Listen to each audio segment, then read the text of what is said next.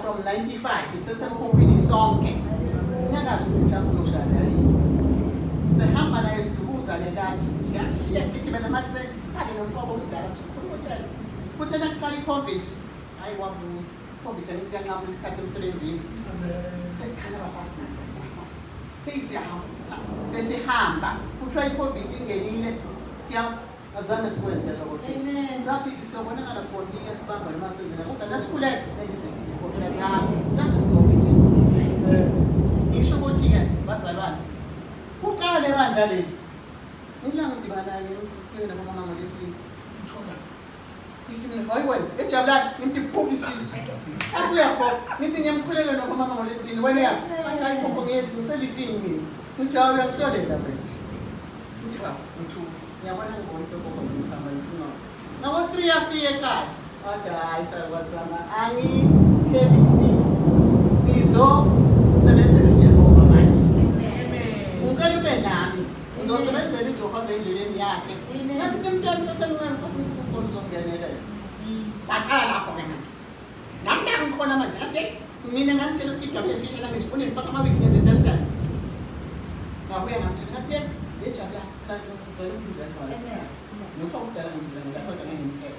Ngithi ngicela ngiphelise so.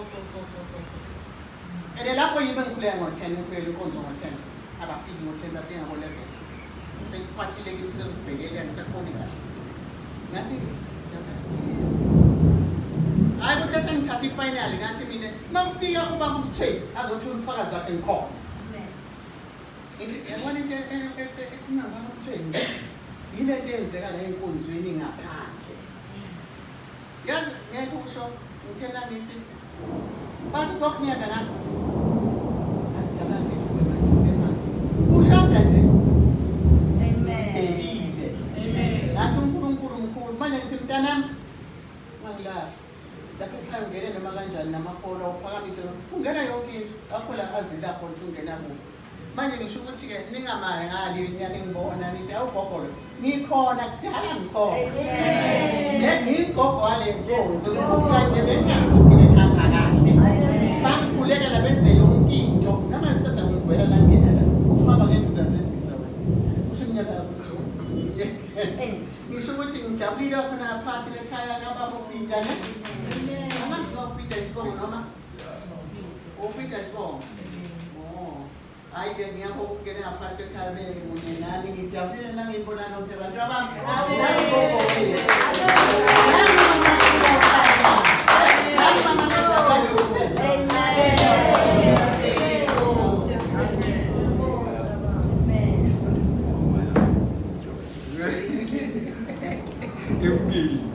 Amen. Siyabonga igama likaJesu siyalibingelela. Amen.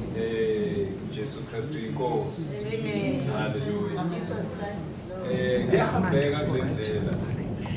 Kodwa kunamahampu akhona.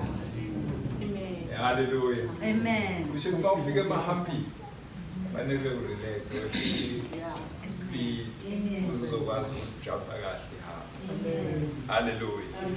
Kunamahampu akhona kule ndlela. Ukube besingayichaza kakhulu ngendaba kaIsrayeli bowuzothola ukuthi hayi man uIsrayeli yazi uIsrayeli bekanenhlanhla engakanani bazalwane. Ake sikusho lokho inhlanhla uIsrayeli kunayo ukuthi ahambe noNkulunkulu life. Amen. Phela bekuyinhlanhla njalo. uNkulunkulu phakathi kwenibona ukuthi uNkulunkulu uhamba nani. Kodwa ke bese uyabheka athi hamba noNkulunkulu aphinda rebele kuNkulunkulu embonile wawabona amandla kaNkulunkulu uJehova. Awu amen. So ke thina simi ngokukholwa bafika. Njengoba namadoda lawa sebeyusi nje hamba nje. Awazi ukuthi lento kuzokwakhiwa into yokukholwa la ukuthi abantu bomhlaba sebezoma ngokukholwa manje. Amen. Axakekile athi besethembile ukuthi uyo yosindisa uIsrayeli. Kodwa manje sekuyizinsuku ebethe. Awu amen. Abazi ukuthi ngoba bethele kuyolandwa thina. Yebo. Awu amen. Amen. Ukuze landi ibandla bekubelafe. Athi mayefa avuke nebandla. Amen. Awu amen. Ngoba leligazi lakhe manithinta umhlaba lanisho ukuthi funeka umhlaba wonke usindiswe ngegazi lakhe. Amen. Amen. Ayi amen. Amen. Bele kaThefu uJesu uyozala ibandla makholwa. Uyozala mina nawe. Uyozala bezizwe. Awu amen. Akumele ukuthi baphendukele kuNkulunkulu. Benze intando kaNkulunkulu. Awu amen. So ke lamadoda axakekile athi athukile nokuthuka mayihamba lapha mawuwezwe uxoxa indaba yawo. Ayaxoxa ayahamba. Uyafika abamboni. Ungena phakathi ndaba zinde zenixoxa ngazo. Bathi mabemphendula bathi uwe wedwa. Amen. Hallelujah. Bathi uwe wedwa kazazi le ndaba esixoxa la. Kuwe wedwa umhlaba wonke ongazazi le ndaba yokuthi kunendoda ebinamandla. Awu amen. Sebetshela yena bamtshela into bekayenza. Abazi ukuthi bakhuluma. Awu amen. Ifakele linamandla. Awu amen. Mabekhuluma bathi uwe wedwa ongazi ukuthi kwenzekaleni. Bazama ukuchaza ukumchazela bachazela umuntu okuyena yena bakhuluma naye. Awu amen. La ngiqeda khona mfundisi ungiqeda mayesehamba nabe baxoxele maye bavula amehlo ngoba kuyasihlupha ivakele ukukhuluma kanti alikavulwa ini. Awu amen. Baningi bayalishumayela ivakele kodwa amehlo waka. Awu amen. Into edingekalayo kufuneka kuvuleka amehlo. Uma uvuleka amehlo usuke sawuzoshumayela lento ithunyiwe. Awu amen. Kodwa bayingakavuleka amehlo ungashumayela into yakho. Baningi abafundisi bashumayela into yabo. Inkinga amehlo njani? Awakavulwa. Awu amen. Kuleli vangeli makufika uJesu uvula amehlo. Amen. Manje lamadoda amehlo ayavuleka. Hawu hallelujah. Maya sahamba nabo sewenza ingathi uyajika ujikela komunye umuzi. Awu ngixoxela le ndaba kaBapita phela uyithithi. Amen. Hallelujah. Awu amen. Amen. Maya ejikela le bathi nawo amazwi okufanele uwasebenzise nawo. Hawu amen. But maya ejikela le uJesu bathi no. Base bathi inkosi. Amehla senjani asevulekile. Bathi inkosi ihlala nathi. uYesu. Hey. Ayi amen. Funa ulwela ukuhlala noJesu. KuYesu kuhlwa. Iwashi liyahamba. Lwela ukuhlala naye. Amen. Ngoba isikhathi siyahamba. Hawu amen. Amen. Hallelujah. Ake sidlule kancane lapha. Iyangithinta le ndaba. Amen. Yamadoda aseMawusi. Awu hallelujah. Amen. Ngathi singavele singene kuye nje sithi deep hayi asiyeke kancane. Hawu amen. Ziningi izinto ezenza abantwana baNkulunkulu bachayise endleleni. Eyokuqala into yokuthi kufuneke uhlale naye. Umsebenzi kaNkulunkulu wenze walula wathi thina masimfune khona sizomfumana. Ene masimfumana etholwe yithi uzohlala nathi. Kodwa thina masi simtholile sahamba endleleni samshiya naye uyasuka. Ngomunye uNkulunkulu lo esimkhonzayo. Awu haleluya. Angisho ezulwini lakho ufuna kungeyize choice uyofika ezulwini, choice yakho. Amen. Ukuthi uyofika ezulwini ngokwenza intando kaNkulunkulu. Awu amen. Ngokuhamba noNkulunkulu ikhathi zonke. Hallelujah. Asicale lapha kwincwadi yamaRomans chapter number 7 verse 7 kancane nje. Khona engifuna ukusho lapho. Hallelujah. Khona engifuna ukusho lapho abake bakhotha egameni lenkosi Jesu. Romans 7 verse 7. Uthini umfundela ngasifundela lapho. Ngaphambi kokuba siyokhuluma indaba le yamaRoma ngiwafunda ngoba kunendaba esoyixoxa lapha chapter 11 kaMatthew verse number 20 no verse number 25 kunendaba esingayixoxa lapho injanyana. Hallelujah. Kodwa ukuze le ndaba esoyixoxa lapho uyizwe kahle awuqala uzwe lamanda le ndaba yamaRoman chapter number 7 verse number 7 wakhona. Awu amen. Uma ungayizwa le ingene kahle kuwe kubalula ukuthi le esizoxoxa ngayo ku chapter number 11 verse number 20 no 25 wakhona. Awu amen.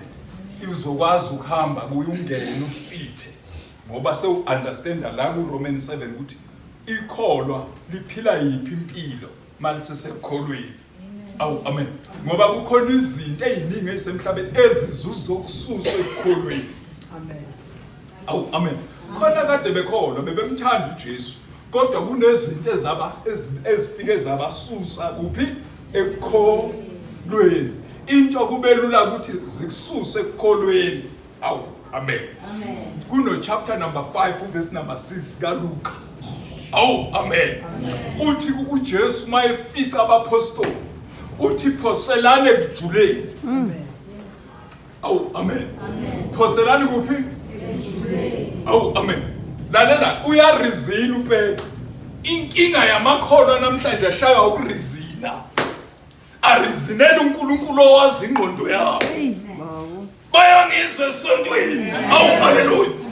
Uma uyikholwa ufuna ukuhamba kahle noNkulunkulu kulendlela ungamrizineli mayekutshela into. Amen. Into yazi ukuthi uqine ekukholweni ungamkhulumisi uNkulunkulu ekhulumile.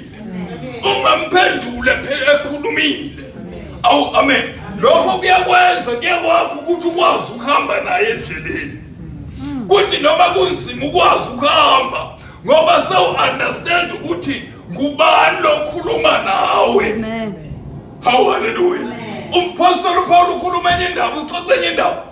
Uthi ngalesikhathi uthi ngesikhathi ngamazi uNkulunkulu ezingene eliphezulu ngaleso sikhathi kwamenza wathatha ama decision umphostoli.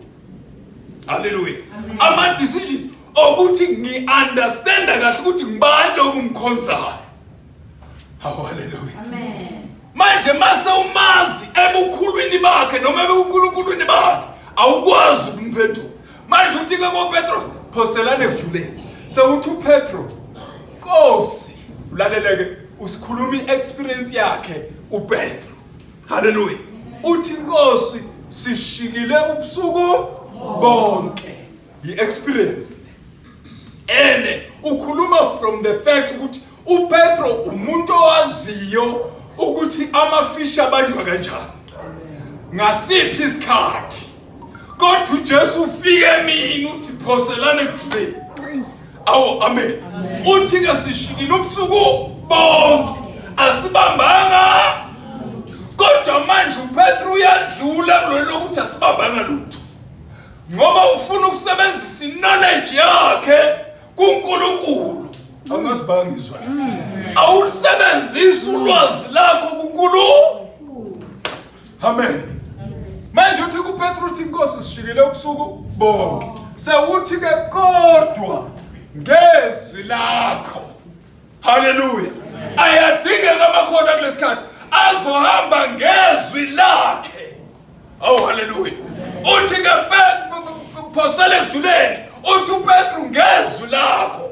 Fanele uhlale ezwini lakhe wenze ngezwi lakhe. Oh hallelujah. Amen. Kubalekile ukuthi ulenze izwi lakhe. Uthi phoselane ekujuleni. So isikhathi lapha amakhono afuneka aphose kuphi? Ekujuleni. And angakhulumi experience yawo. Ukuthi hayi mina sizama isikhathi eside. Hallelujah. Funeka wazi ukuthi uNkulunkulu ayikho into emhlulayo. Hallelujah. Akahlulwa yilutho. So uthi ke phoselane ekujuleni uthi uPetru ngezwi lakho. So ayadingeka amakhono azothi Nkosi yonke into esoyenza siyenza ngezwi lakho. Hallelujah. Verse number 7. Roma chapter 7 verse 7. Yes. Isihloko sithi umthetho nesono. Yes. And then verse 7 ifuna kanje ngakho siyakuthini na? Umthetho uyisono na? Amen. Yes. Verse 7 ngakho siyakuthini na? Umthetho uyisono na? Yes. Cha nakanye kepha beninga Sazana ngayiso. sorry cha nakanye kepha bengingasazanga isono uma bekungekho umthetho. Yes. okay ngakho siyakuthini na? Umthetho uyisono na? Cha nakanye kepha bengingasazanga isono na? Bekungengomthetho ngokuba ukufisa bengingakwazanga uma umthetho ubungashongo ukuthi ungafisa. Okay. Ngafisa ay kubeka verse 8. Verse 8 kepha isono sathola ithuba ngomyalo ngaphandle komthetho isono sifile. Verse 9 Verse 8. Verse 8 kepha isono sathola ithuba ngomyalo sasebenza kimi ukufisa konke ngokuba ngaphandle komthetho isono sifile. Yes. Hayi sizochaza ngelilanga qhubeka.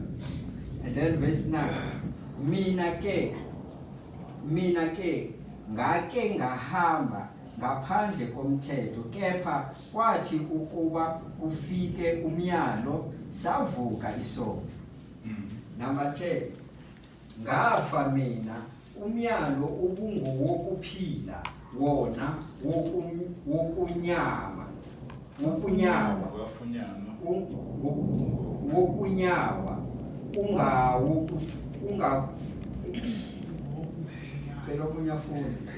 ngafa mina umyalo obungowokuphila wona wafunyanwa ungowokufa kimi. Verse 11 ngokuba isono sithola ithuba ngomyalo sangikhohlisa sangibulala ngawo.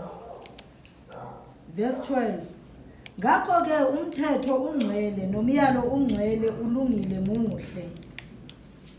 Verse 13 pho okuhle kwaba ngukufa kimi na? Cha nakanye.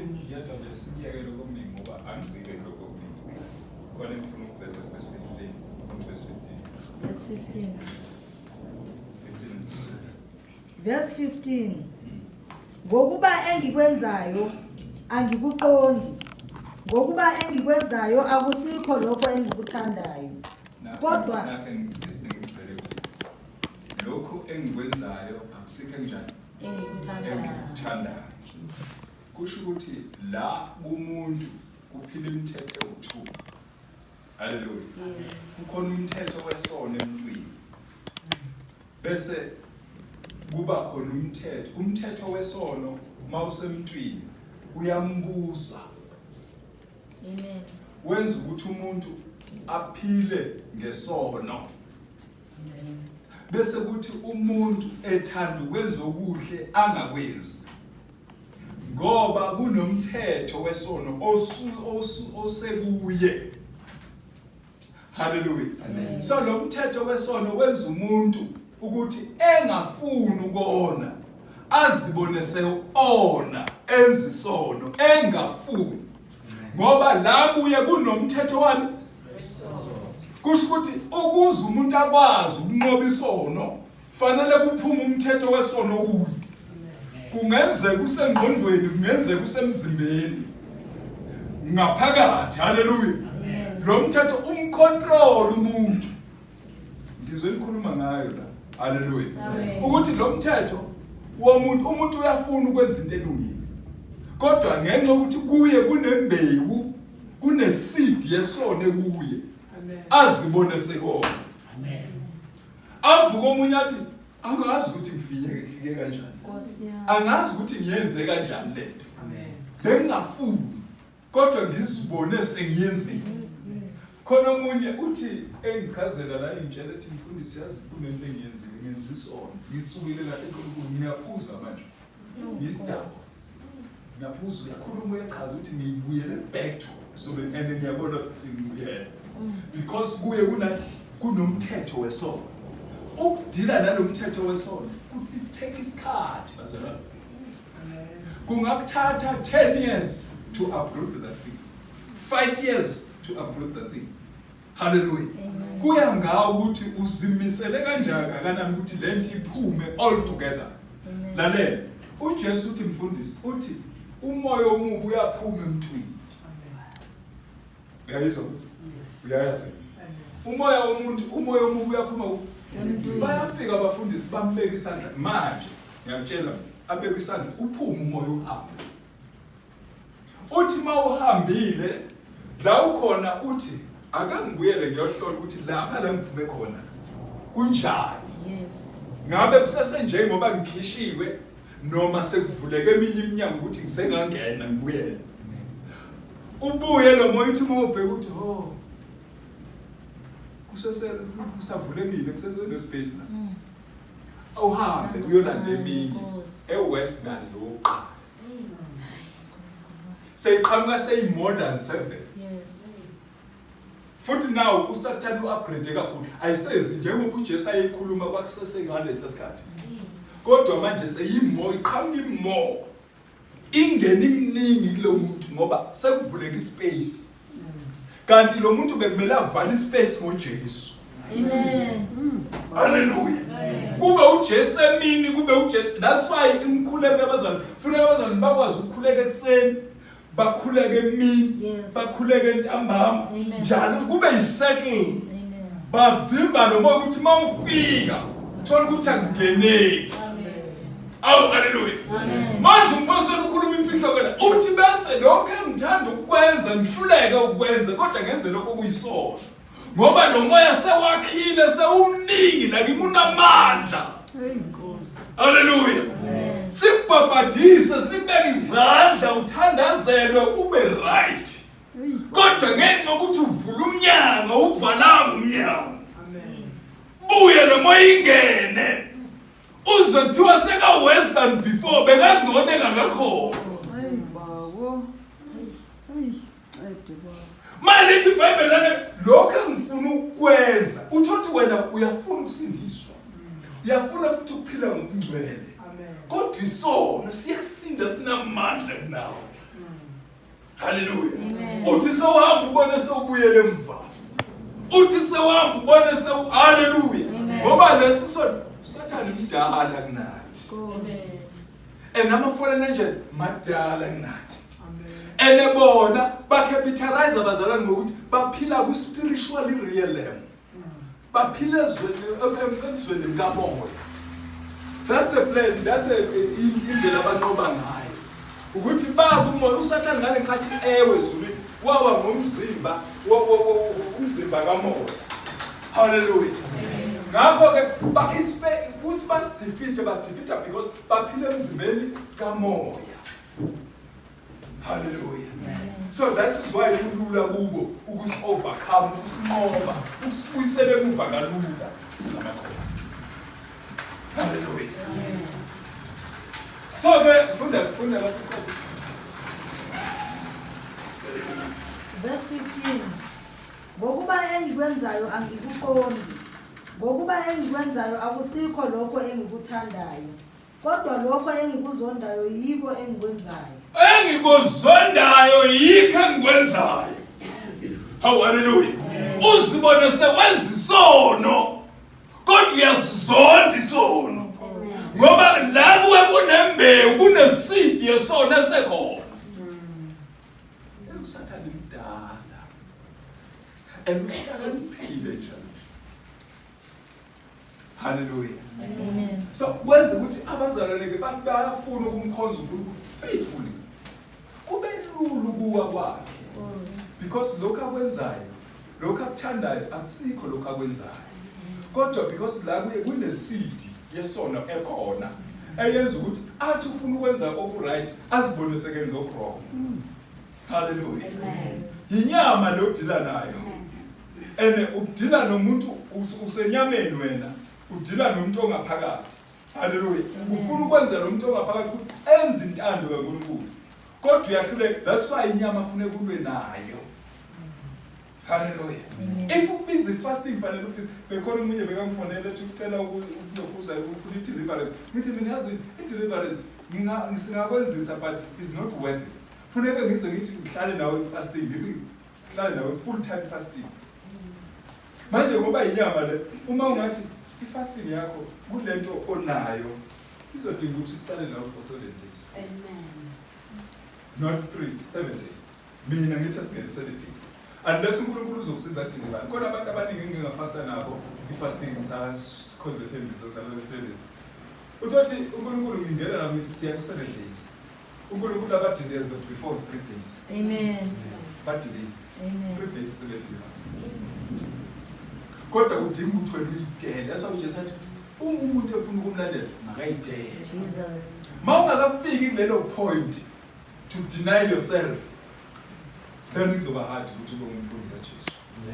Hallelujah. Ngoba bonke abamlandelayo abapostoli ngabantu abebezidelile, bakhohlwa yibo, bakhohlwa their life, bafocus to the life of God. Hallelujah.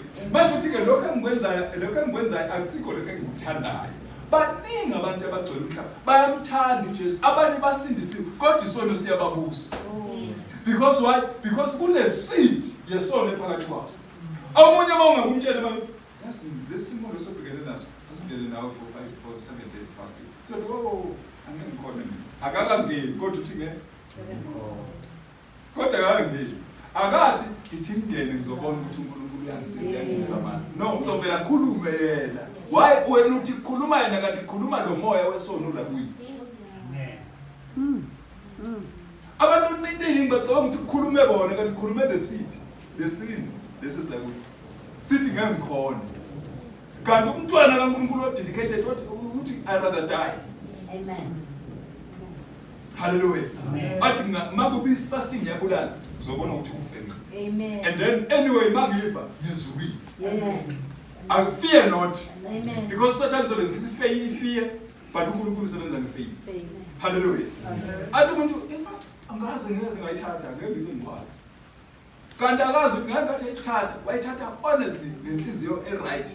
uNkulunkulu uzomdeliver. Amen. Uyothe fika 3 days abe delivered. Amen.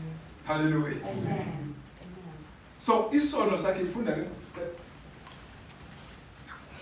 Verse 16. Yes.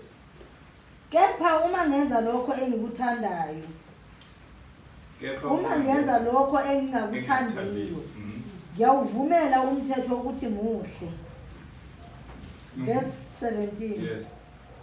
Kodwa kalokho akuseyimi engikwenzayo, kodwa isono esihlala kiyo. Uyazi ukuthi yini eyenzisa abantu izinto ezirong? It's because ihlezini kumuntu isono. Kufuneka kuphume isono ukuze umuntu angezukwazi ukubona. Azokwazi ukubaleka isono. uJosepha was very easy kuJosepha. Kwakungekho iBhayibheli. Kwakungekho book of reference kuJosepha. Ukuthi yazi mfazi kaFaro awumanca awuthi ngiyobheka iverse ithi. Hallelujah. Amen. Kwavela ngone kuNkulunkulu akasho ukuthi ngone ebantwini noma uthi ngone kuNkulunkulu. Hallelujah. That's why iBhayibheli ubumhlophe bukaJosepha. Hallelujah. Amen. Akazange ayofuna amavesi okubaleka umfazi kaFaro. Wayibona nje through the Holy Spirit ukuthi you're wrong there. I had to run. Khona isona abazana lokufanele basibaleke bona. Yabona uNkulunkulu angeke afune ukukususa ukuthi oh mntanami sawuyona ithi ngizokususela iso angeke asusa uNkulunkulu isono. Funeka sibe khona wena usibaleke. Ngeke athi usibaleke you are actually telling God ukuthi I love you God. Yes. Therefore I cannot sin against my God. Yes. Amen. Hallelujah. Amen. Mangamthanda uNkulunkulu kuzoba izivele ukuthi ungene esonweni. Bese hayi sengonile. Hallelujah. Because awumthandi. But mawuthanda uNkulunkulu isono sibaleka no matter what. Amen. Because you fear him. Uthanda uNkulunkulu at the same time you fear God. Hallelujah. Mawesaba uNkulunkulu isono sibaleka all ngayo yonke indlela.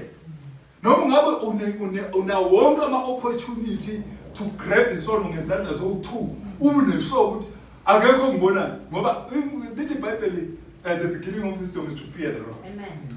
Hallelujah.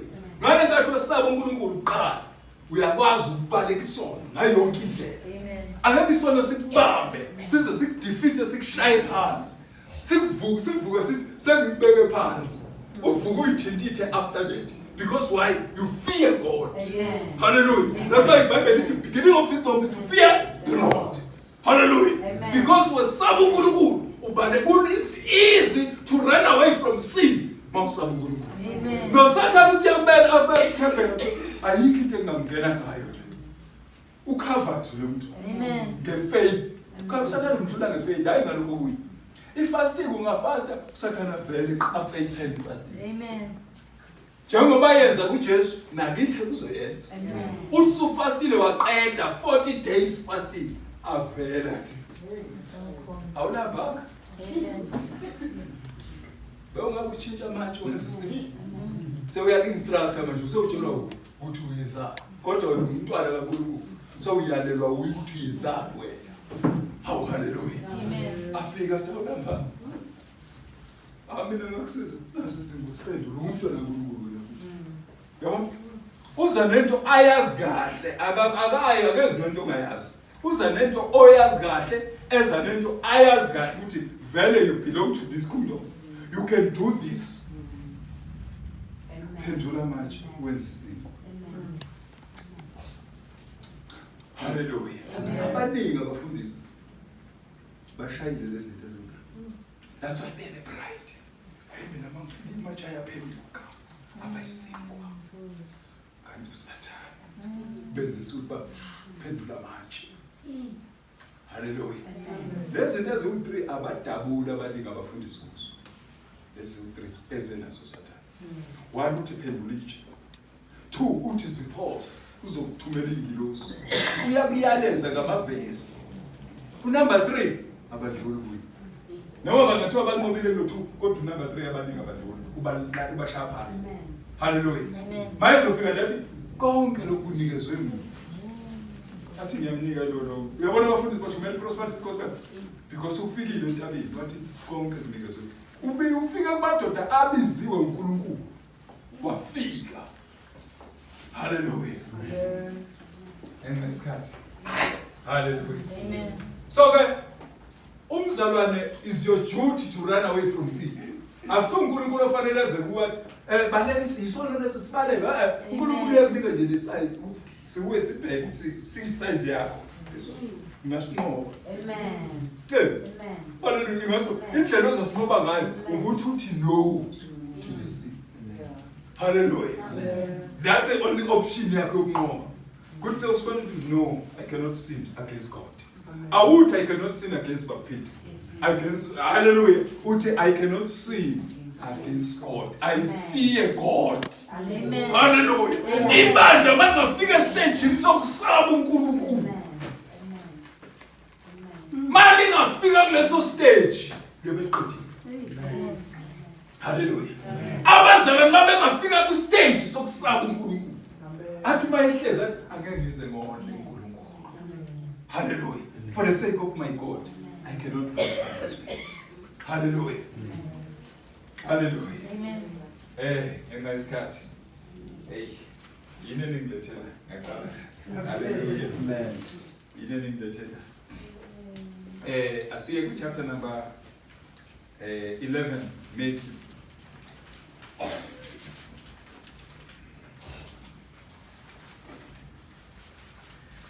Hallelujah. Amen. Matthew chapter number 11. Alright, before sendifunda Matthew chapter 11, ngicela ngiqalele ku Matthew 22, verse number 14. 14 nje nayedwa nje. Matthew 22 verse 14. Bese ke siya lapha ku chapter number 11.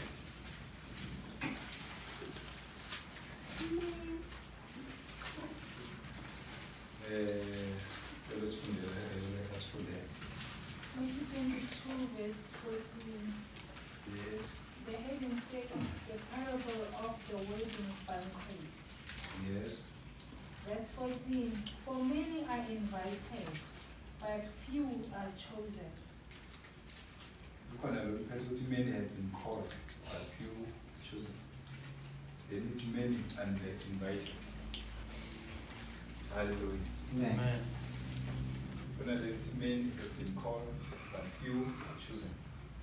What? Matthew chapter 22, verse 14 And says that for many are called, but few are chosen. Yabona uma uyicall so ufika kule stage sokuba the chosen one. Ila so understand kahle uNkulunkulu. Ila yonke into you can run away. Hayi yonke indlela. Because you fear God. You understand the calling which many have been called, but few are chosen. Futhi wena ufuna ukufika kule stage sokuba the chosen one. Hallelujah. Ngaka so ufika kuleso stage so ufana nabo Jacob. So ufana nabo Abraham. Abantu ababaleka isono. Hallelujah. Abakwazi ukusibaleka isono ngayo yonke indlela. Amen. But I cannot sin against God. Abakhulumi ngabafundisi. Basofika the chosen nona ukhuluma ukuthi ayisaba ukufundisa. Laba bafana ukuba basabafundisi onana ke lapha. Basasala abafundisi. Sakukuthi awuzofa njengaye. Hallelujah. Ayi ku judgment God, judgment of God. Kodwa mawufika kulezinga lokuthi you are the chosen one. Sawukwelinye izinto. The chosen one, ngoba ethi many have been called but few are chosen. Kusho ukuthi the chosen yilabo abalwela ukwenza intando kaNkulunkulu.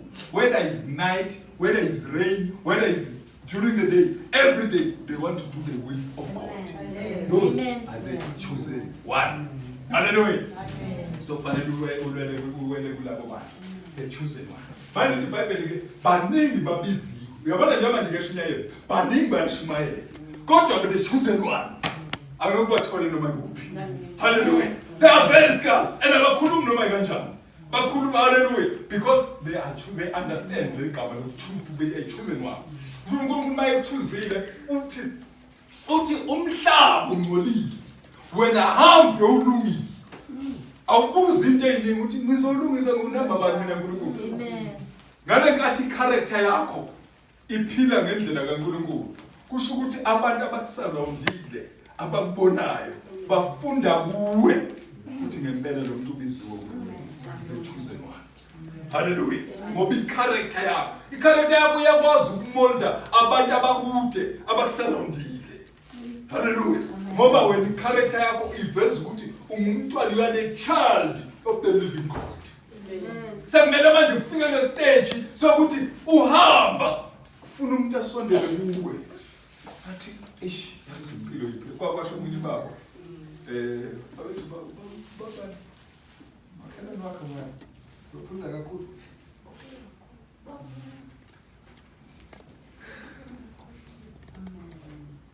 ngoba lutaba kakhulu ngalo inabatext athi ngelila kadibana nathi eish ngiyithanda impilo ephilayo. Hey, ukuthi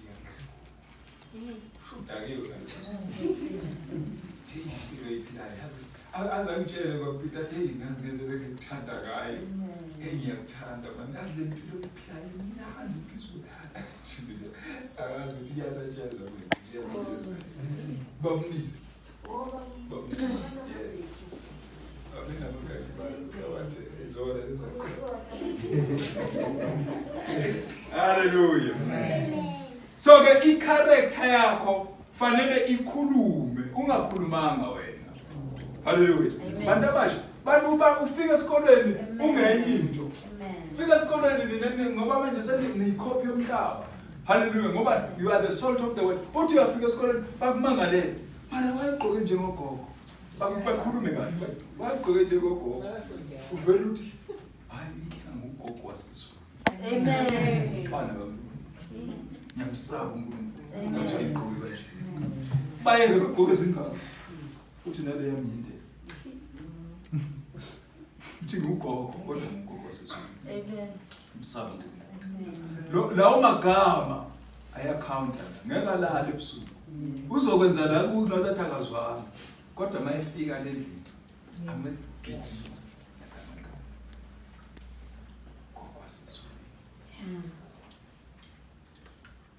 ngoba i-character yakho fanele iveze uNkulunkulu. Amen. Hallelujah. Amen. Chapter number 11 verse 20 and 25. Sizozama ukuthi kaningi lenkosi uJesu. Siyabonga abazalwane mhlangano sizohlola izwi kaNkulunkulu. Funda ke Matthew 11 verse 25. yes. Isihloko sithi uJesu uyamdumisa uyise emema abahluphekileyo beze Verse kuye. number 20. Verse number 20. Yes. Ukusolwa kwemizi engaphendukanga. Uyabona uyasizwa nje isihloko esikhulunywa la. Kusolwa imizi engaphendukanga. Kusho ukuthi makusolwa imizi engaphendukanga, lifikile ivangeli kuleyo mizi. Lafike lashunyayelo kwaba yichoice yabo abantu ukuthi bayalithatha or bayaliyeka. Hallelujah. So manje uNkulunkulu ke bese kufika isikhathi sejudgment sokuyisola leyo mizi. Ukuthi why ingaphendukanga kanti ngilishumayeli livangeli. Hallelujah. So manje uyayisola imizi engaphendukanga uNkulunkulu. Sikhona isikhathi siyeza sokuyisola. Mase waliphila ivangeli, walithola ivangeli kodwa wangaliphila ivangeli. Ngelinye ilanga you will be accountable. So njengale mizi engaphendukanga. Manje uthi uJesu la ukhuluma ngokuthi uJesu ufikile. Waliveza ivangeli ebantwini, walishumayela. Kodwa abantu bachuza ubumnyama ngokukhetha ukhaya. Hallelujah.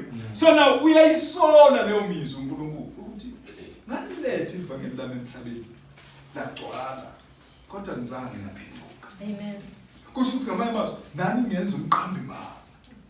Nani nichaza ukuthi mina ngisuNkulunkulu onamandla ongenza konke. Hallelujah. So manje ke lithi ukusolwa kwemizi engaphendukanga.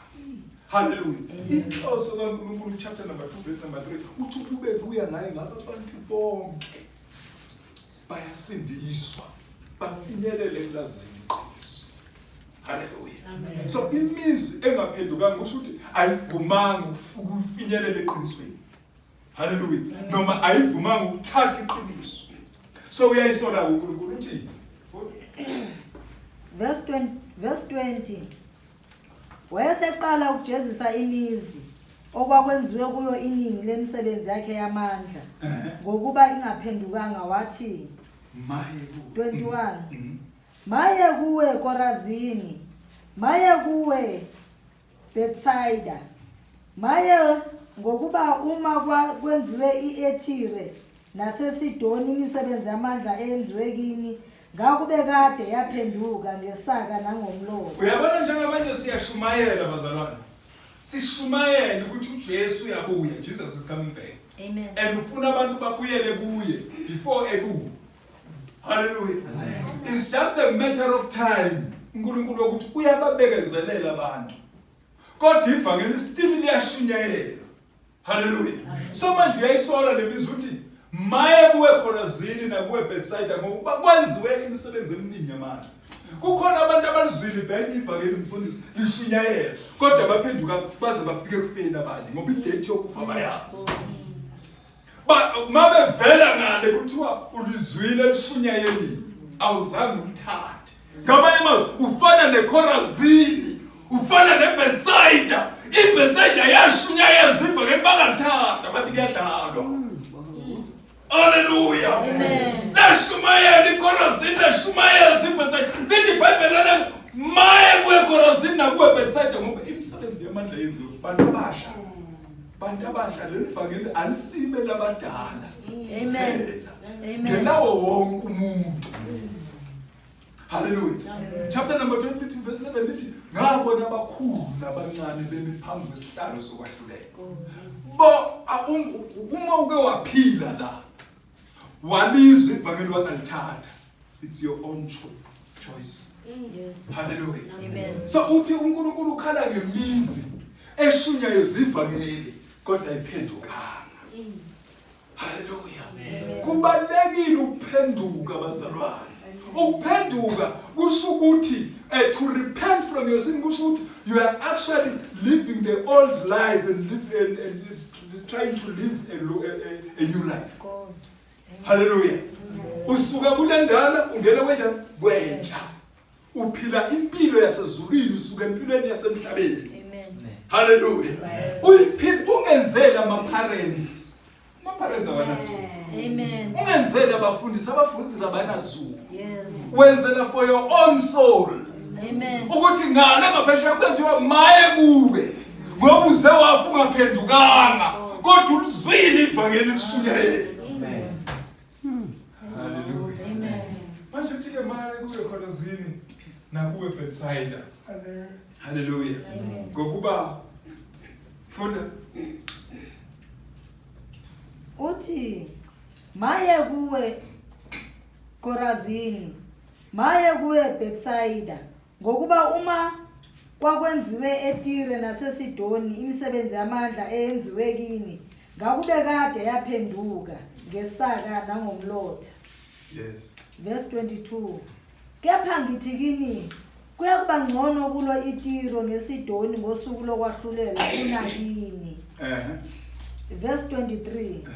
Nawe Kapernaume, uyakuphakanyiselwa ezulwini na? Uyakwehliselwa eHadesi, ngokuba uma yayenziwe eSodoma imisebenzi yamandla eyenziwe kuwe, ngabe likhona nanamuhla. Uyamuzwa uJesu ukhuluma kusho ukuthi ngamanye amazwi ithuba elitholwe ile generation Thomas. Ithuba elitholwe ile last generation. Ukube belitholwe iSodom and Gomorrah babela phenduka. Amen. Ithuba elitholwe ile last generation. Ukube lethuba lalitholwe isikhathi sika Noah babe baphenduka. Kusho ukuthi ithuba elitholwe yithi.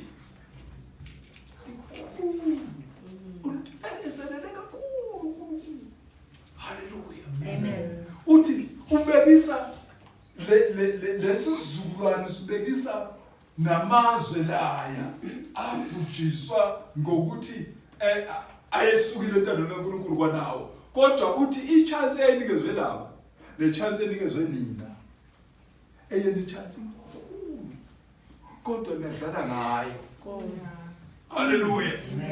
Nadlala naba ngabazizalwane mabe kusenkonzweni kodwa makuphunya kubuyele ezweni. Hallelujah. Amen. So uthi lethuba elitholwe yini likhulu uthi manje nina nizokwehliselwe eHadesi. Kusho ukuthi ngamama ibandla mali ngahambanga kahle right now. Mali ndlula la uJesu mayekwe vele liyesogweni. Ngesanga ngisho na kujudgment ukuthi asikho isidingo sokuya judgment. Ngoba ithuba enginike lona labantu abalitholanga kube babelitholile babelisebenzisa more than you. Hallelujah. Amen. People, verse number 23. Verse number 23. Nawe Kapernaume, uyakuphakanyiselwa ezulwini na?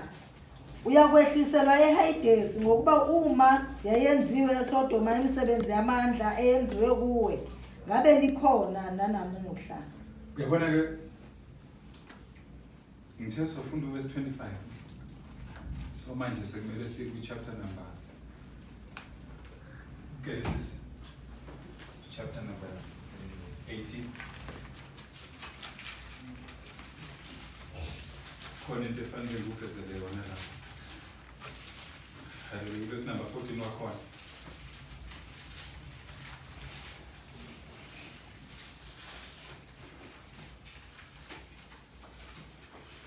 Genesis chapter 18, verse 14. Isihloko sithi uJehova uyahambela uAbraham. Verse 14. Kukhona into emahlula uJehova na? Ngalesi sikhathi emva komnyaka ngiyakubuyela kuwe. uSara abe nendodana. Verse 15. uSara waphika wathi angihlekanga ngokuba wesaba kepha wathi cha uhlekile. Verse 16. Verse number? Verse number 15. Verse 15, yes. Verse 15.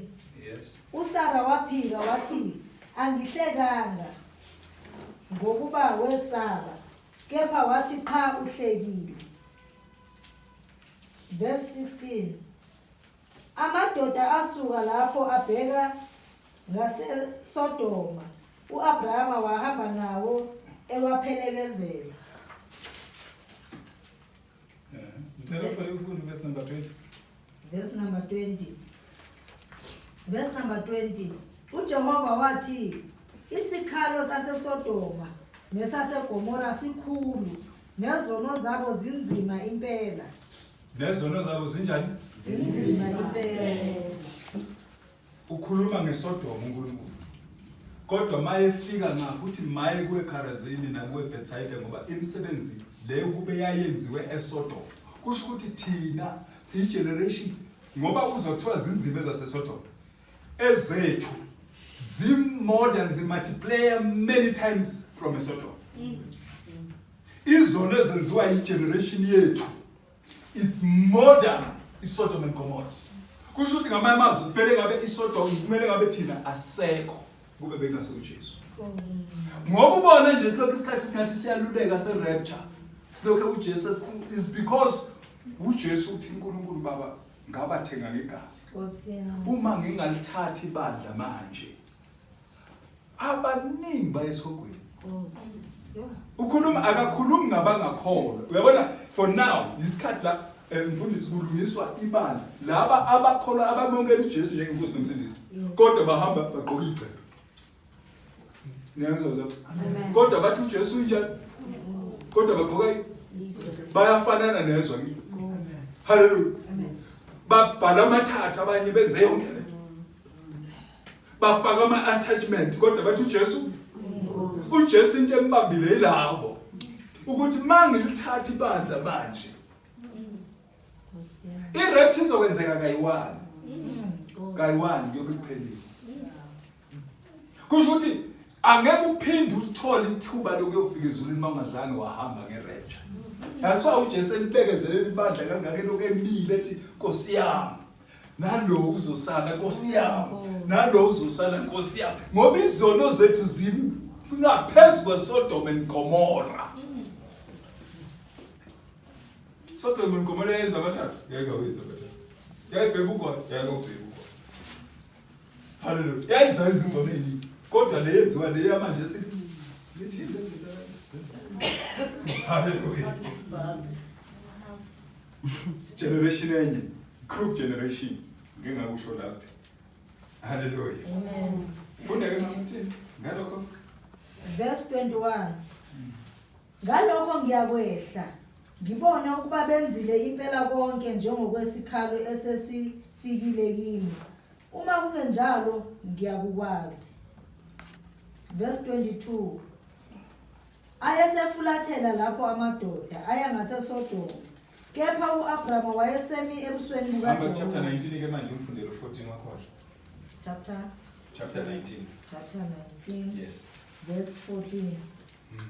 Verse 14 wakhona. chapter 19 verse 14. Isihloko sithi ukuchithwa kweSodoma. Verse 14. Wayesephuma uLoti wakhuluma nabakhwenyana bakhe ababeya kuthatha amadodakazi akhe. Verse 13. Ngokuba siya kuyichitha le ndawo. Lokhu isikhalo sabo sesisikhulu ebusweni kaJehova. uJehova usithumile ukuba siyichithe. uJehova usithumile ukuba senze Siyichithe. ngoba into eyenza sichithe isikhalo sesisingakanani ezulu sesisikhulu. Hallelujah. Namanje sikhulu simultiplyeka many times kulesi salapha. Iwesi generation yethu. Iwesi. Hallelujah. Amen. Ikwazi ukuhamba ngqo nestrategy generation yethu. Generation yethu iwesi. Wesi improvoke uNkulunkulu ifaka ama-attachment into engabadalanga nayo. Isikhalo sethu sikhulu. uJesu uzowuqeda lo mhlaba. Abadala abantu uzowuqeda lo mhlaba. Jesus is coming back. Hallelujah. Kuzofika la athi khona nami sekwanela kusekho into engizoyenza. More especially makuthi khona bangenayo baphinde baphule. Sebengelile. And then uthi yamqosha incunula kakhulu.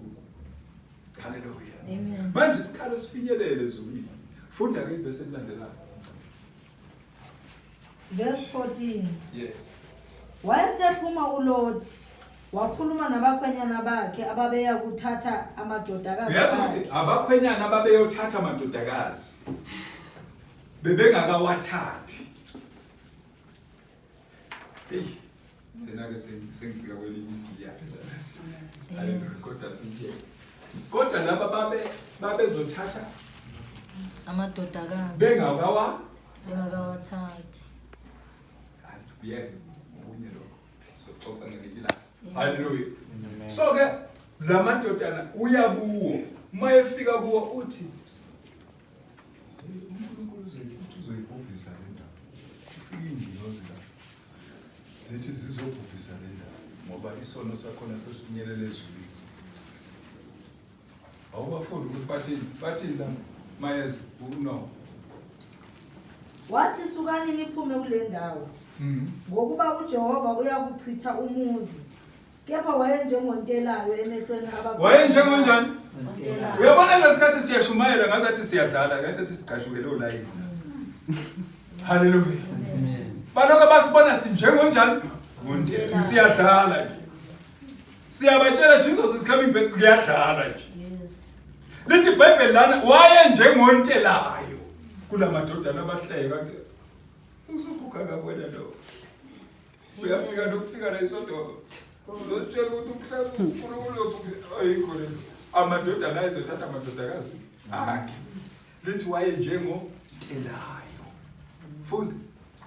Verse 15. Kusantwela izingelosi zamsheshisa uLoti.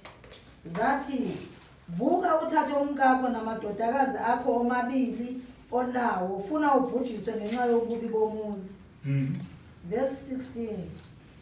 Esalibala amadoda abamba isandla sakhe. Lalela. Esenzani la? Esalibala Amadoda enzani? abamba isandla sakhe. Uyabona ukuthi siyashumayela abantu bayalibala bacaphi kuyapha. Lithi iBhayibheli esalibala noNoah wesetsheli wayebona ukuthi yamanje la ikhuluma nawo. Kodwa nawo uthi ikhona lento kahle. Ingqondo yakhe iyabamba iyabiyeka. Baningi abazalwane ingqondo zabo ziyabamba. Siyabamba. Sihambe ibheke iphinde ngene ngobheke esalibala kwababamba ingilosi. Angeke sidilelana. Masingabayeka laba bazoqhubeka bahlale sonke sebetsheliwe. Hallelujah. Zababamba izandla zabakhipha. Ngoba manje sekuyisikhathi sokubamba abantu abaningi izandla. Sesibakhiphe ngenkani. Nkosi yami. Hayi, iyabheka le ndlela. Amen. Hallelujah. Lithi wababamba ngizandla. Abakhiphela ngaphandle. And nangaphandle kunama instruction wakhona. Hallelujah. Hamba ungabheki Emuva.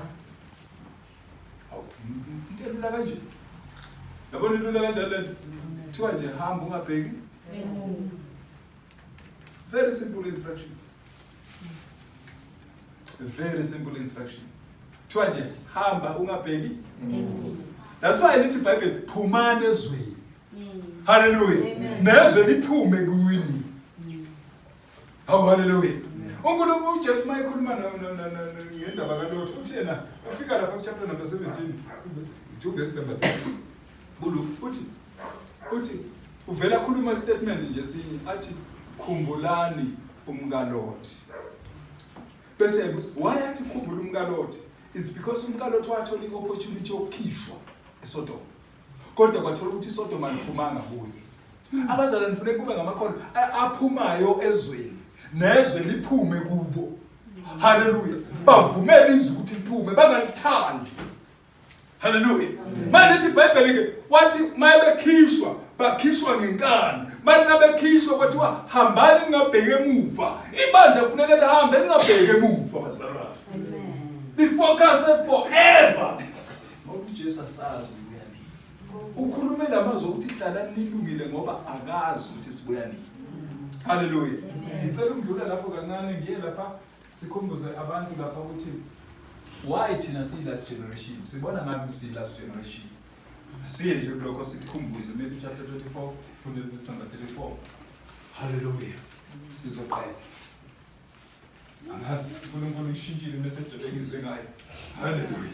Kodwa ke sekujwayelekile nami ngisathi ngoba ngithuyiwe akusayicontrol. Hallelujah.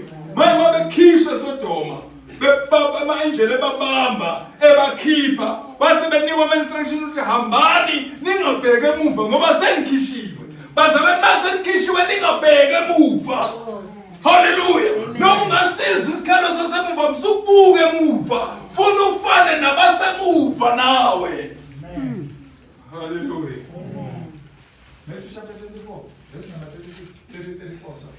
Matthew 24 verse 36. Yes. Isihloko sithi ukuchithwa kwaJerusalema nokufika kwendodana yomuntu. Lalela ukuchithwa kweJerusalema nokufika kwendodana yomuntu. Ngale nkathi ubona izimpi zomhlaba bese ubheka ukuthi kulezo zimpi zomhlaba Jesus uzo-appear khona la. Amen. Lithi ukufika ukuchithwa kweJerusalema nokufika kwendodana yomuntu. Bese mawufika kuThesalonika chapter number 2 lithi ukufika kukaMpilo Kristu nokubuya kukaJesu futhi kuqala okunye bese kulandela okunye. Amen. Hallelujah. Amen. Ukhona ofanele kuhambe phambili kupheve indlela. uJesu mayizozala kudinge ukuthi kuqale kufe abantwana. Hallelujah. Amen. Kanti ngani kathi kufa abantwana kuzalwa inkosi. Amen. Hallelujah. Amen. Okay, asikiyeke lo. La ke kuthi verse number 4, verse number 34. 34. Mfunde ke yena.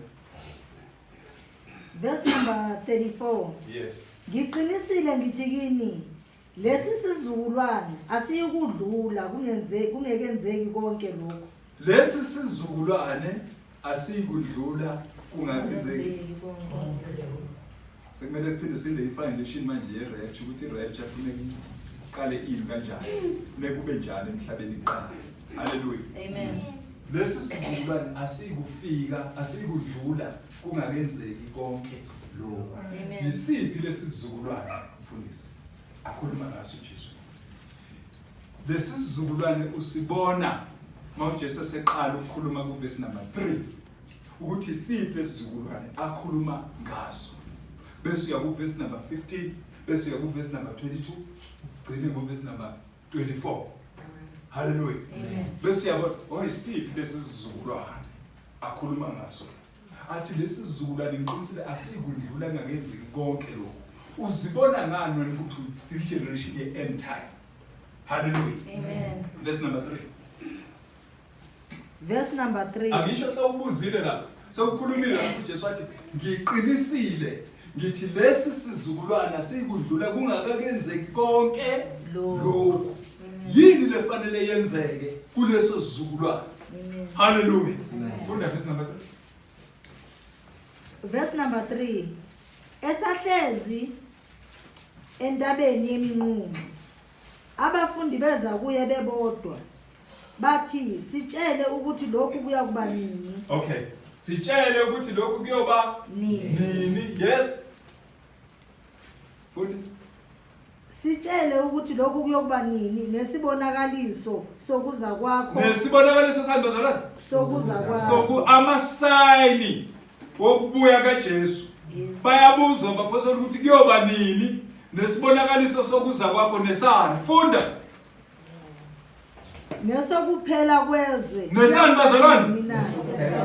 Sokuza kaJesu, esokubuya kaJesu, nesokuphela kwezwe. Sifuna ukwazi ukuthi sizobona ngani. Lalela.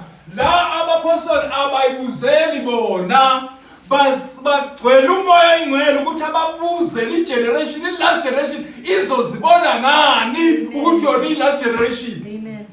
Hallelujah. Ukuthi wena uyisizukulwane sokugcina lesathi uJesu ngiqinisile ngithi lesi sizukulwane siyidlula ngakwenze konke lokho. Manje babuza abapostoli bathi sitshele ukuthi lokhu kuzokwenzeka nini. Futhi amasayini okubuya wakho nokuphela kwezwe azoba yini sizobona ngani. Hallelujah. Bayabuza, babuzeli abazibuza. Umoya ingcwele lo wenza ukuthi babuze lo mbuzo kuJesu esekhona so that in last generation ingabi under deception ingaboni because sayibhalelwe iBhayibheli.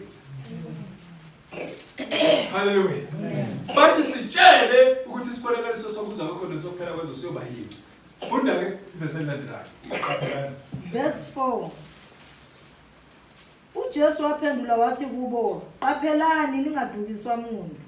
Qaphela into yokuqala leyo abatshela ngayo ukuthi into yokuqala ezofika emhlabeni i-deception. Into yokuqala ezogcwala umhlaba wonke kuzoba i-deception. Ukuthi idukisa abalimi. Manje uthi qaphelani ningathi ngoba kuleyo generation izobe kuyi-generation ye-deception. Generation edukisayo, generation enamanga, generation epretend ukhoza uNkulunkulu kanti ayikho uNkulunkulu. Hallelujah. So the generation is under deception. Qaphelani ningadukiswa umuntu. Answer yokuqala. Right. Funda enlandelayo. Verse 5.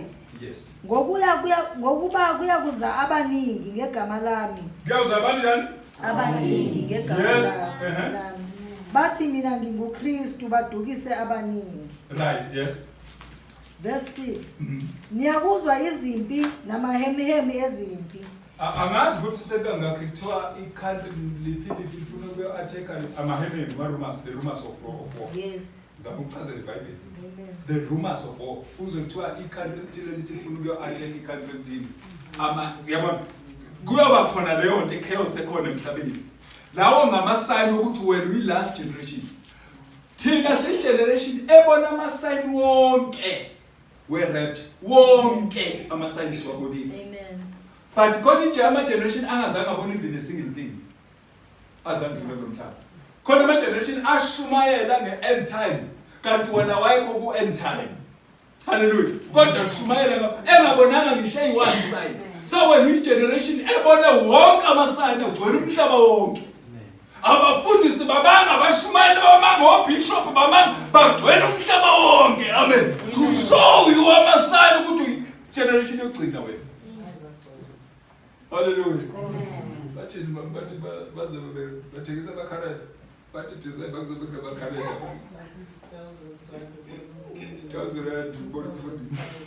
Which last generation mase livele lolo hlobo labo 1000 rand ubona abafundisi. Hallelujah. Amen. Which generation yokugcina ababona nje funeka babone ngemali ngoba we last generation. Hallelujah. Amen. Funda Verse 6. Niyakuzwa izimpi namahemihemi ezimpi. Bekani ningethuki. Niyakuzwa izimpi namahemihemi ezimpi. Hallelujah. Ngoba wena uyi-last generation. Hamba verse number 15. Biya ke lokho kunye. Noma verse number 7. Verse number 7. Yeah. Ngokuba isizwe siyakuvukela isizwe. Nombuso uvukele umbuso. Kube khona indlala nokuzamazama komhlaba ndawo ngezindaba. Kusho ukuthi indlala ekhona akusiyindlala nje, indlala eprofethiwe esesiprofethiwe. Amen. Hallelujah. Mawuzwa abantu ukuthi kwakuluzwa imisebenzi wathi mhlawumbe is because we prophecy. Funeka yenza iprofesi. Amen. Ake uyithandazele ukuthi isuke. Wena hlala uNkulunkulu. Amen. Hallelujah. SenguSam 91 kodwa kuye. Hallelujah. Amen. Funda. Verse 8. Kepha konke lokhu. Ngiqedele verse number 7. Verse number 7. Ngokuba isizwe siyakuvukela isizwe, nombuso uvukele umbuso, kube khona indlala nokuzamazama komhlaba izindawo ngezindawo. Hamba verse number 10. Verse number 10. Khona ke abaningi bayakukhubeka, bakhaphelane, bazondane. Bakhaphelane benza Bazondane.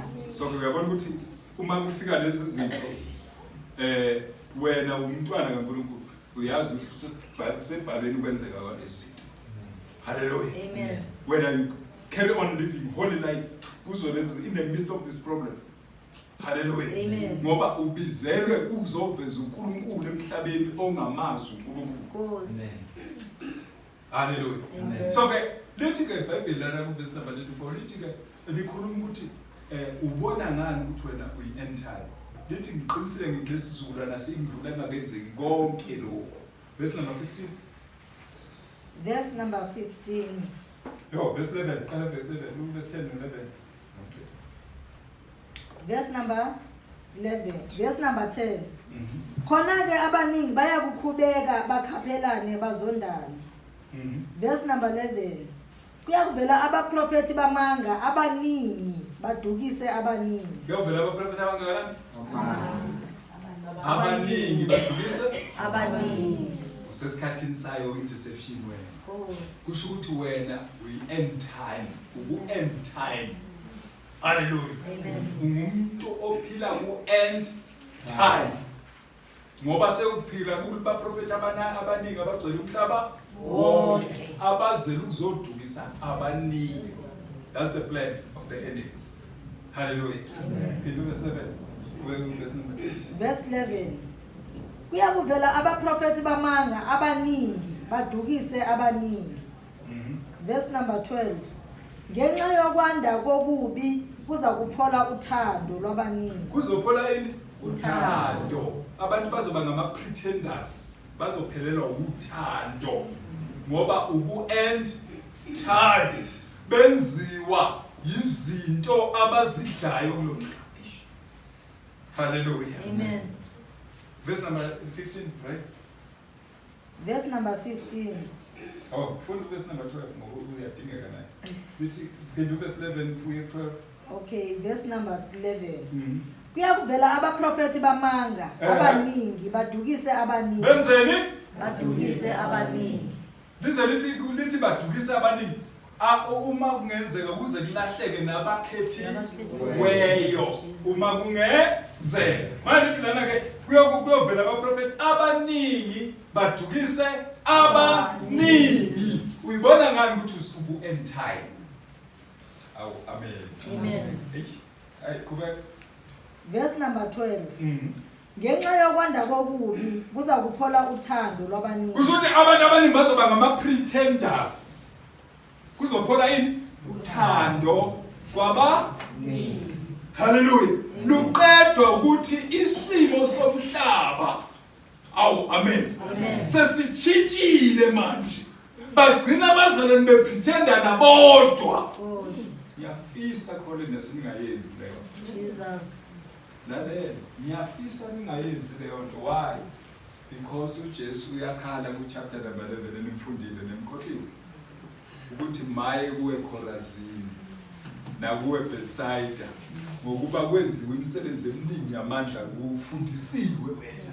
Washunyayezwa wena. Therefore wahluleka ukuyiphila lento. Maye ngosuku lwe-judgment. Hallelujah. Kuyoba ngcono ukuba uzalwa, kungcono futhi ukuba uzalwa uqale usindiswe. Kanti uzothi usindiswe ubuyele emva. Hallelujah. Kusho ukuthi wena ngamanye amazwi mawenze njalo, kusho ukuthi sewuthathile uJesu Kristu wambethela esiphambanweni uwedwa. Bengasekho abaJuda. Angazi ukuthi uyangizwa na. Amen. Hallelujah. Amen. Once what is lighted to this gospel, kusho ukuthi lithi iBhayibheli mfundisi lithi ufana nenja Ufana nengulube. Uyazi ukuthi umzalwane bayibheslatile ufana nenja. Yenzeni nje? Kusho ngamanye amazwi sawuthatha indodana kaNkulunkulu wena. Wathatha impiki lezinde ezingaka. Waphatha ihamule enkulu engaka. Wathi Jesu mina sengiyakuzibethelela mina wena. Njengoba abaJuda bakubethela.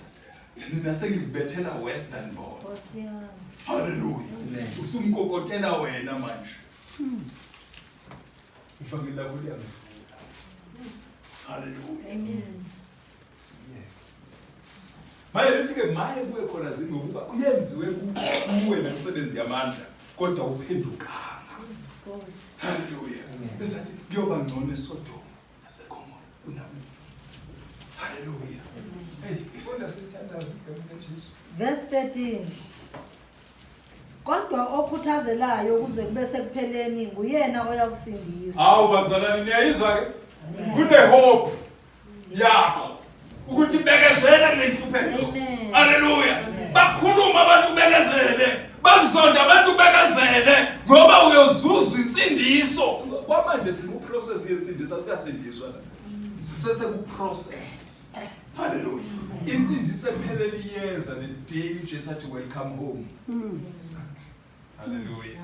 Khuthazela kuze kube kuphelele nguyena uyosindiswa. Kusho ukuthi la sisemhlabeni okwenza ukukhuthazela, ukubekezela. Hallelujah. Verse 15. Verse 15. Hayi kulo ishishi. Ngakho-ke nxa nibona amanyala encithakalo ashiwo nguDaniel umprofeti emi endaweni engcwele. Lalela, angisho manje uthi verse 34. Verse 34 ngisho siqale ngayo. Ukuthi ngiqinisile ngithi lesi sizukulwane asikudlula kungakenzeki konke lokho. Kuphi lokho?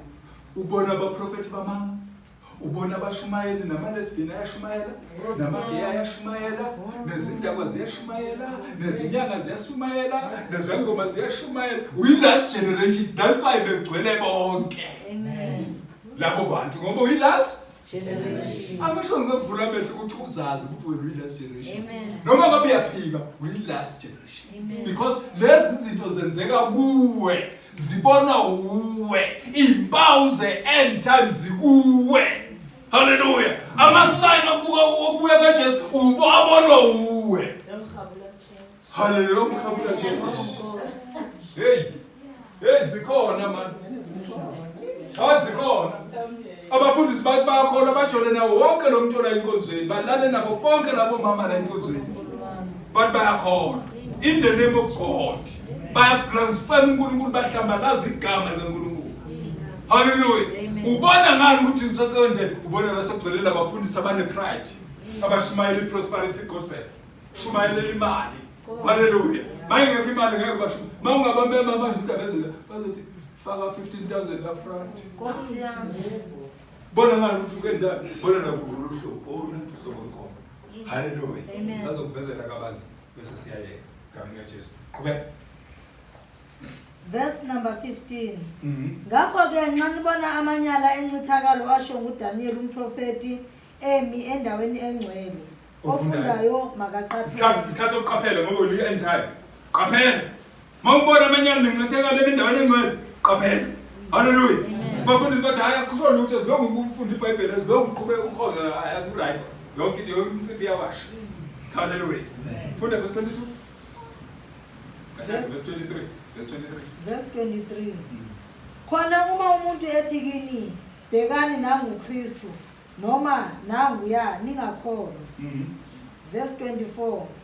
Ngokuba kuyokuvela oKristu bamanga, abaprofeti bamanga, baveze izibonakaliso ezinkulu, nezimangaliso ukuze kudukiswe nabakhethiweyo. That's a reason. Ukuze kudukiswe nabanjani? Nabakhethiweyo. Hamba ke seqedelela ngoTimothy chapter number 3, 2 Timothy. Siqedelela ke lapha. Siqede.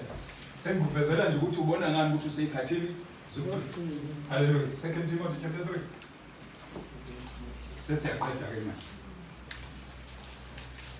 Amen. Chapter 12 verse 1. Alange kuhleplela impela ukuthi uzwe ukuthi ubona ngani useyikhathini zokugcina. 2 Timothy chapter 3 verse 1. Yes. Kepha yazini lokhu ukuthi ezinsukwini zokugcina. Okay, angisho siyayizwa. Ithi yazi lokhu ukuthi ezinsukwini kuzoba njani ezinsukwini zokugcina. Futhi Kepha yazini lokhu ukuthi ezinsukwini zokugcina kuza kuvela izikhathi ezinzima. one kuzovela ikhathi ezinjani? Ezinzima. Ngoba izinsuku zani lezo? Hallelujah. Ley'nsuku zokugcina la kugcwele khona abaprofethi bamanga umhlaba wonke nabafundisi nenyanga konke. Hallelujah. Bayashumayela njengoba bashumayela ababizwanga. Hallelujah. Bazongcolisa levangeli. Ababizwanga. Abaningi abafundisi abakhona ababizwanga uNkulunkulu. Bayibize bona, abanye babizwe ngababhali school. Abanye bayabhali school bafundisa abaqualified. That's why kufuneka bathola imali ngoba abafundisi abantu akusahlali ngohlale mawuyivasithi ngiyelelo. Angishele ukuthi uyosebenza uthola umsebenzi. Amen. Anthani uyosebenza. Usemsebenzini ke la. Mawuvula ibandla uvula umsebenzi ukuthi ngiphela back imali yami engayibhadala e-university. Hallelujah. Amen. Funda ke bona ngathi sekhathini zokugcina. Verse 2. Ngokuba abantu baza kuba ngabazithandayo. Ngabanjani abantu? Ngabazithandayo. Namanje awukavuleka amehlo ukuthi le generation yethu. Ucabanga ukuthi ngoba beyibhala nje la emzimbeni abayithanda. Ngoba befaka amankana wale taptapa bayifaka la ebusweni abayithanda. Ngoba befaka amagolide emzimbeni wemzini wamazinyo wonke akusukuyithanda lo. Ngoba ngabantu bezinsuku Zokugcina. ngoba befaka nama eyelash la. Ukuthi laba baba eyelash abahlekisi. Uzubaswele. Laba baba eyelash laba bafaka. Izinto siyibona. Abantu bayithuku zana abantu abayithandayo. Ayifunda iBhayibheli ngakho. Funda lithi Ngokuba abantu baza kuba ngabazithandayo. Ngabazithandayo. Nabathanda imali. Nabathanda yini? Imali. Ubabona bedrive imoto eyidurayo ezingaka babulala abantwana bayothola ngabo. Ngoba ngabantu abayithandayo bey'nsuku zokugcina. Ufana ngakho useyikhathini zokugcina. Hallelujah. Kulapho kuzoba khona abantu abayithandayo. Useyikhathini zokugcina. Hallelujah. Kodwa abantu bayakhuluma nabathi hey sengikhathele ukulala nenyoka.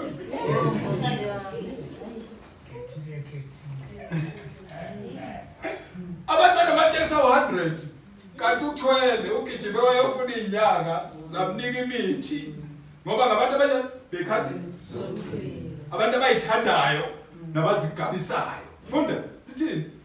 Nabathanda imali. Ucabanga ukuthi babegqoka igcebha kusukuyigabisa lokho. Because umzimba wakho ngaphandle ukamnamahloni. Ngoba bayazithanda abantu bekhathi zokugcina. Ubona ngani uzekhathi zokugcina? Akufuleki namanje phela.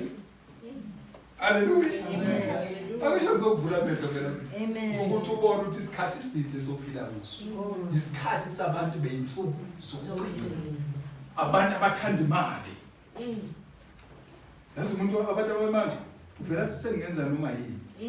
As long as uthola imali. Yabona noma yini. That's why beyothwala. Noma yini phela le. Hallelujah. Amen. That's why bethatha abantu babulala. Bathatha ama private party, bathatha amaphathi wabo bahambe bayose enyangeni. Ngoba sengenza noma yini. Abantu beyinsuku zokugcina. Abantu beyinsuku zokugcina bayithanda. Bayithanda. Bayamasajwa abantu beyikhothi bakhipha imali bakhe ukumasajwa. Abantu beyikhathi bayayithanda abantu beyikhathi zokugcina. Awufundela amavesi amabili uzogcina ngomvesi number 5 sikwajapha manje. Nabathanda imali nabazigabisayo Abanjani? Abazigabisayo. Akuse awukaboni namanje ukuthi le abantu ophila kubona. Abayigabisayo. Amen. Abanye usaba nokubabheka lapho. Kodwa lo muntu akayibona ukuthi akaqonde phela. Umswayelo ube namahloni phela ukumbheka. Gcina usubheka kanzima. Mina-ke ngiyahlupheka la idoro ngoba abantu bayikhathi zokugcina bafake nalamazipho athusayo la bafakile amazipho akhona. Hey, ngazathi vele ngawasesihogweni lamazipho. Amen. Thothi abanye basemathilini laphana bathi, hey, ngize ngisibeke kanje isandla ukuthi angangithinti lamazipho. Hey. Abantu bayikhathi zokugcina amazipho akhona. Hey. Amen. Ngazathi demon from hell. Ababoni kodwa bona. Because uSathane ubhali ingqondo, babhalile baboni. Ngoba ngabantu bayikhathi thatha izinto zamandiya awazi nokuthi wafanele umuntu wakhona baze bantu beKZN bathi ufake inwele zikamufi basho njalo kweKZN bathi bazayifaka ke lale inwele zikamufi siyasabeka vele mama kwami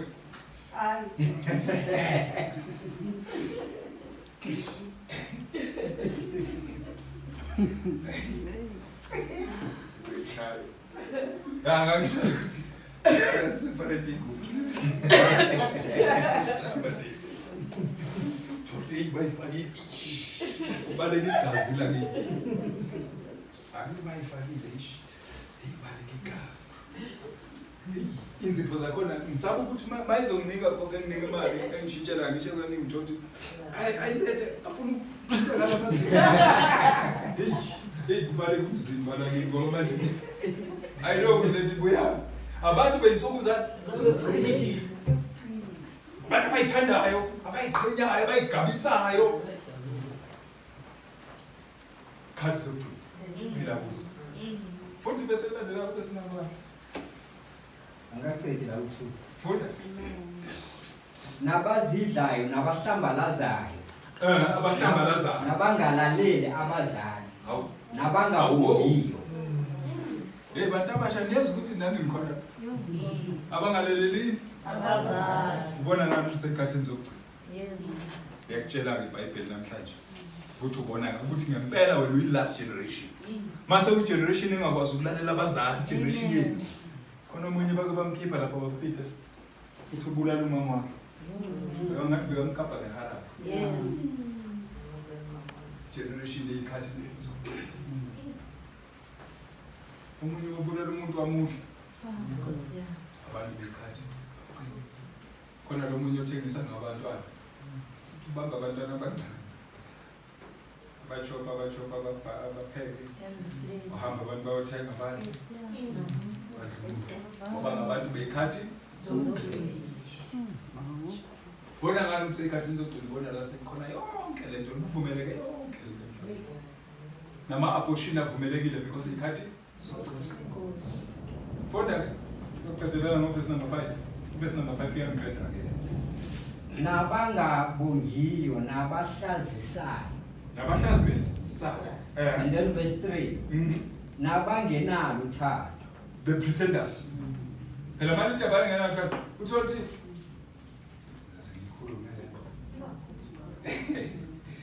ngikhulumele manje nabangenalo uthando nabangenalo uthando esiyichaza nje kabanzi futhi kuyo le generation generation yamanje yo hayi asiyeke angiyeke kodwa ngisho ukuthi nabangenalo uthando bekumele ngichaze le ndaba ukuthi ungabi nalo uthando kusho ukuthini kusho ukuthi uma uyi-boyfriend or uyi-girlfriend ube nama-partners ayi-6 you-1 Amen. awunothando. That's why I'm a boyfriend of 6 or a girlfriend of 6 whatever because I don't have time. Generation verse number nabahleli nabangazithi mase kuthiwa nabahleli ke sekubiwe ebandleni phela manje kuthaphazelwa nabahleli bathi amen nabangenabumnene nabangathandi ukuhle and then verse 4 nabakhapheli nabanamawala the betrayal nabanamawala nabakhukhumele abane-pride yabo generation yakho uthi ine-pride ngoba bona laba abatrayinayo abajimayo akhombe ngama-pride yabona nawo khukhumele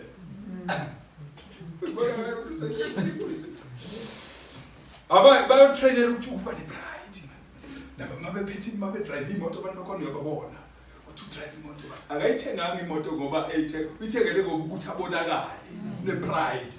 Senziwa leyo the spirit. Hallelujah. Amen. Nokuye private jet.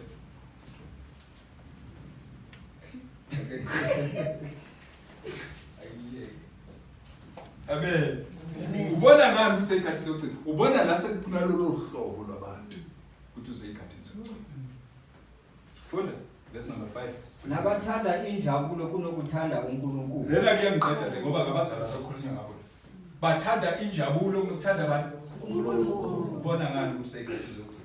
Nanti ichapter yekugcina. Amen. Hallelujah. Qedile Verse 5. Nabanesimo sokumesaba. Nansi eliqedayo. Banesimo. Bazalwane. Singabi nesimo sokuthi uNkulunkulu siyemsaba. Kodwa amandla kaNkulunkulu siwaphile. Hallelujah. Lithi iBhayibheli abanesimo sokumesaba. Ubona ngani usekhathi nje. Ubona la singolo hlobo labantu ukuthi usekhathi Nabanesimo sokumesaba uNkulunkulu kepha amandla akho bewaphika labo ke wobagwema. Uyezwa manje iBhayibheli uthi liyakuyala ukuthi mawubona uhlobo olunje lwabantu benale character suka kubo.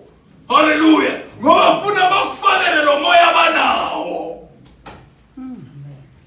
Ngangelela ke lo moya. Very sensitive. The boy is very mawusandela nabantu abanjalo nawugcina ukufana nawo.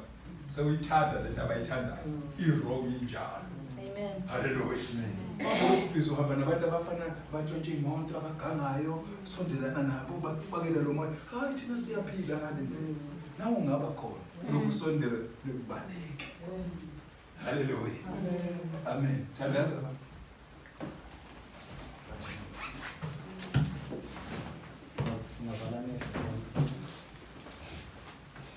Baba wethu usezulwini egameni likaJesu Kristu waseNazaretha siyabonga Nkosi ilizwi lakho siyabonga uNkulunkulu ukuthi sibekhona sonke siyabonga ukuthi usihlanganise sonke kule ndawo uNkulunkulu siyakho ezwini lakho uHebrews 10:25 singakeli ukuhlangana kwethu ngoba sibonga ukuthi insuku zimbi siyacela uNkulunkulu sube nathi usikhanyisele siyabonga ukudla kwakho komoya siyacela ilizwi lakho lihlale kithi lisakhe lisigayile lisiyale uNkulunkulu ngegama lenkosi Jesu Kristu waseNazaretha siyabonga uNkulunkulu Musa ngendlela usilethe ngayo siyacela ukuthi kubo bonke uNkulunkulu abazokhonanga ukuza kule ndawo uNkulunkulu Musa benabo abaningi amandla uNkulunkulu Musa ngibona sisitebile sihlukana sindawo zethu ukuhlukana kwethu siyacela nabahlala Springs ukuthi benabo uNkulunkulu Musa bathwale baze bafike lapha phuma nabaphumayo sala basalayo ngegama lenkosi Jesu Kristu uze bena phakathi amen.